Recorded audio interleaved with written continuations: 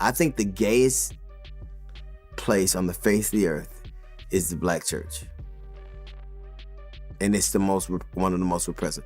Because I think all the dudes there is kids that used to gotta go with their kids, dudes that used to gotta go with their wives, and men that are trying to pray the love of out of their heart. And so, since Corletto says he was also struggling with his own sexuality in light of his religious beliefs, Corletto sought out Donnie McClurkin in search for some guidance. The lawsuit says that while Corletto was working for Donnie McClurkin, they would have, quote, pray the gay away spiritual sessions, and during these sessions, McClurkin would allegedly touch Corletto without his consent. I tell you that this is all fabricated and untrue.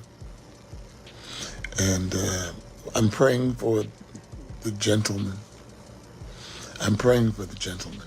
So Pastor Donnie McClurkin just got hit with a disturbing lawsuit. And it's starting to look like DL Hughley was right when he said black churches these days are doing everything but God's work. Pastor McClurkin is being sued by a male personal assistant who claims Donnie reached out to him to help him get rid of his homosexuality. But according to the lawsuit, it looks like the pastor allegedly had other intentions. And this is the part that makes it even messier. According to the lawsuit, this wasn't a one-time situation, and it wasn't some random encounter. This allegedly happened over a period of time while Donnie was acting as his spiritual leader, mentor, and pastor. And this is the same Donnie McClurkin who has built a big part of his ministry on speaking against homosexuality. In fact, he claims he used to be one himself, but then he prayed the gay away. God stopped me one day and said he never had the chance because I had you covered.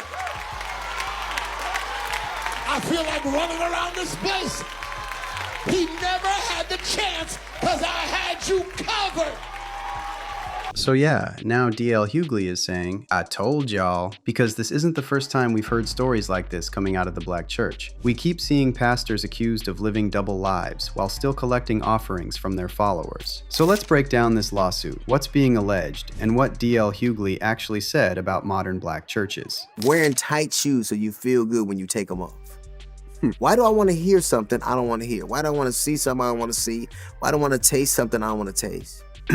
All right, so let's first dissect this lawsuit. So the man suing Pastor Donnie McClurkin is named Giuseppe Corletto. According to the lawsuit, he used to be McClurkin's personal assistant and mentee, and he claims that at some point, the pastor reached out to overcome what he called the curse of homosexuality. Now, for those who don't know, Pastor McClurkin claimed in his 2001 book, Eternal Victim, Eternal Victor, that his uncle did something foul to him when he was a child, which is what McClurkin believes caused his homosexuality. When I was young, when I was 8, when I was 8 years old, the day of my brother's funeral, 2 years old, when my uncle took my virginity. Hallelujah. And now, come Monday, I will be 50. And my job is to turn back around and tell the young people I am now an elder. I was once young, now I am old, and I know him to be a deliverer. I know him to be a deliverer. You don't know how many times I gave myself away to people trying to find me. I know this is not talk you hear from the pulpit. But the young people need to know I walked and I tried to find myself through other men.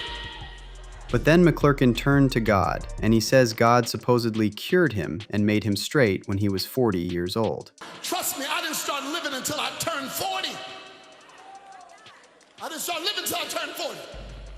Now I'm having the best time of my life because he's healed me. So after this experience, McClurkin started preaching to other men struggling with their sexuality, saying he was delivered from that lifestyle and that God can deliver others. Now going back to the lawsuit, the accuser, Giuseppe Corletto, said he trusted Pastor McClurkin because his experience with childhood trauma was similar to his story. But after meeting McClurkin for the first time, things took a strange turn. Apparently, McClurkin immediately took an interest in Corletto and asked him to be his assistant. Corletto agreed, but shortly after he was hired, the dynamic changed, and Pastor McClurkin allegedly started making advances on Corletto during the so-called Pray the Gay Away spiritual sessions. According to the lawsuit, Corletto struggled to process these incidents of SA, as McClurkin was both his mentor and employer, making it difficult for him to speak out about what he had suffered. The lawsuit goes on to describe how Corletto struggled with confusion, shame, and spiritual turmoil because the person he trusted most took advantage of him. Corletto quit working for McClurkin in 2008, but the pastor allegedly continued to pursue him. In fact, Corletto claims in his lawsuit that McClurkin SA'd him at a Niagara Falls hotel in 2013, and after the incident, McClurkin allegedly emailed Corletto to apologize.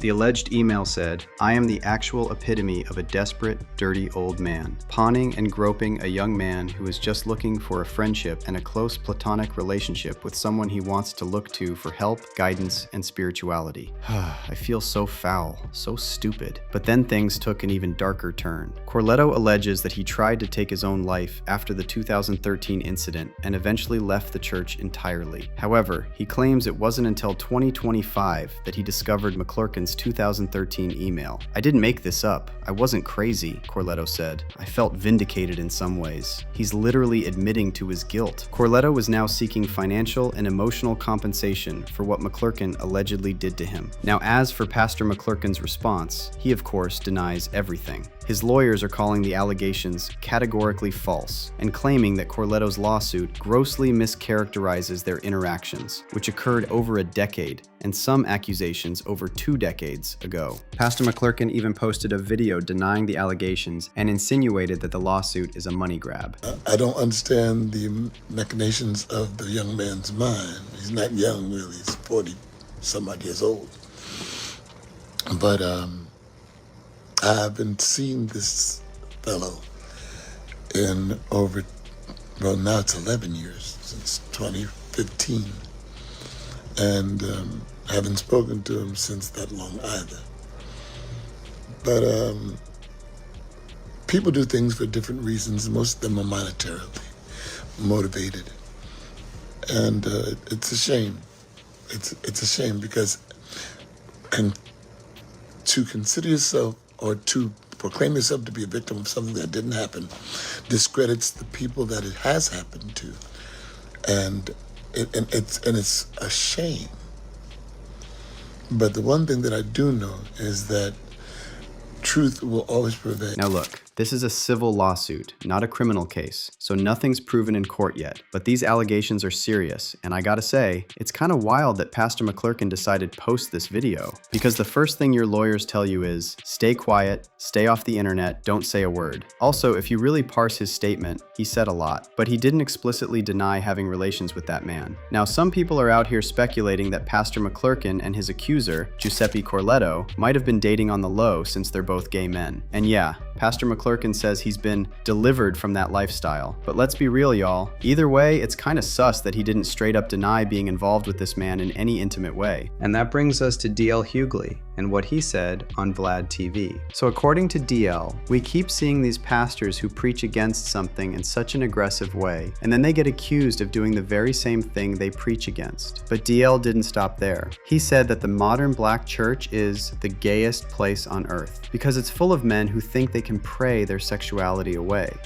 I think the gayest place on the face of the earth is the black church. Now you gotta look deeper at what DL said. What he's really talking about is how some people use the church as a cover. They preach one thing on Sunday, but act a whole different way behind closed doors. We see it all the time. Pastors shaming folks for sexuality, money, or sin while living double lives, sleeping around, grifting, or keeping dark secrets. And let's not even get into how many predators hide behind religion. And the church itself often enables it. Congregants are trained to respect authority, submit, give offerings, and never question their leaders. So this lawsuit with Donnie McClurkin is exactly the kind of situation DL was pointing to. Someone publicly telling people what to do, how to live, and then allegedly doing the opposite in private. And if you look at what people are saying on social media, most of them are side-eyeing Pastor McClurkin and saying, we've heard these excuses before. Someone commented, it's always a lie until video, audio, and pictures prove that it's not a lie. It's extremely concerning what these pastors and ministers ministers are comfortable with doing. Is there any pastor or one in ministry that fears the Lord anymore? And another person said, I'm not surprised at all. My bestie's son used to drive limos. He picked up Donnie years ago and said Donnie was highly inappropriate. But let me know what you think. What do you make of these accusations against Pastor McClurkin? How do you separate the message from the messenger when allegations like this come out? And what do y'all think about DL Hughley's comment now? Was he just being messy, or was he calling out a real pattern in the culture? Drop all your thoughts in the comments and don't miss this next video.